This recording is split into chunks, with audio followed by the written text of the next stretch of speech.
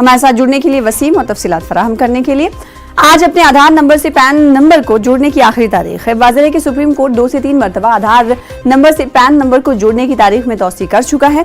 RBI के मुताबिक 31 मार्च आधार से पैन कार्ड को लिंक करने की आखिरी तारीख है। इस पर सुनवाई होने वाली। अनिल हमारे साथ जुड़ रहे हैं इस खबर पर मजीद अपडेट के साथ दिल्ली से।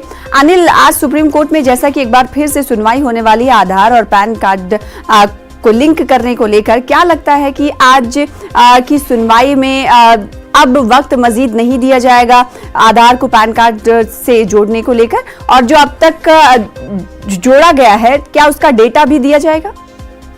जी, मैं आपको बता दूं कि जिस तरह से इससे पहले भी सीबीडीटी ने भी जो केंद्रीय प्रत्यक्ष कर बोर्ड है उसने भी ये स्पष्ट कह चुका है कि पैन को आधार से जोड़ने के लिए जो डेडलाइन है उसे आगे नहीं बढ़ाया जाएगा। लेकिन आज जिस तरह से जो फैसले आएंगे उसके बाद ये देखना होगा। लेकिन सरकार की तरफ से ये स्पष्ट है कि इस पे किसी तरह की बढ़ोतरी नहीं की जानी है, डेडलाइन को नहीं बढ़ाया जा सकता।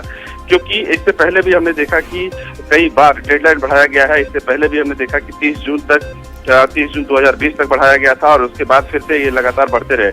अब जब आज अंतिम तारीख है, जिसको देखते हुए जो लगता है कि आगे और राहत मिलने की गुंजाइश थोड़ी कम है। तो इससे जो पैन को आधार से जोड़ने की जहाँ तक की बात है, इसके दो महत्वपूर्ण जो पक्ष हैं जो सबसे अहम है।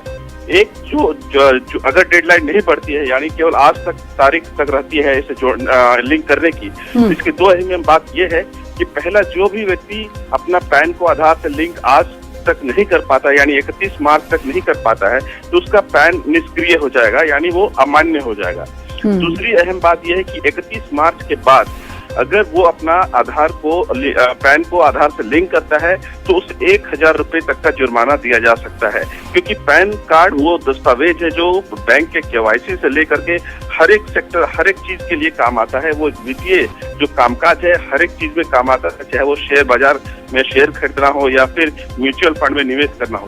तो इन तमाम चीजों को लेकर के आप देख सकते हैं कि जो पैन कार्ड है वो काफी अहमियत रखता है। बिल्कुल जायज बात। और देखने वाली बात होगी कि जो डेडलाइन है क्या उसमें तौसीह की जाती है नहीं, या फिर लोगों को झटका मिलता हुआ दिखाई देता है, क्योंकि कई लोग ऐसे हैं जिन्होंने अभी लिंक भी नहीं कराया। बहुत शुक्रिया हमारे साथ जुड़ने के लिए अनिल। आगे भी आपसे जुड़ते रहेंगे। फिलहाल आगे बढ़ लेते इस वक्त की बड़ी खबर दारुल हुकूमत दिल्ली से आ रही है।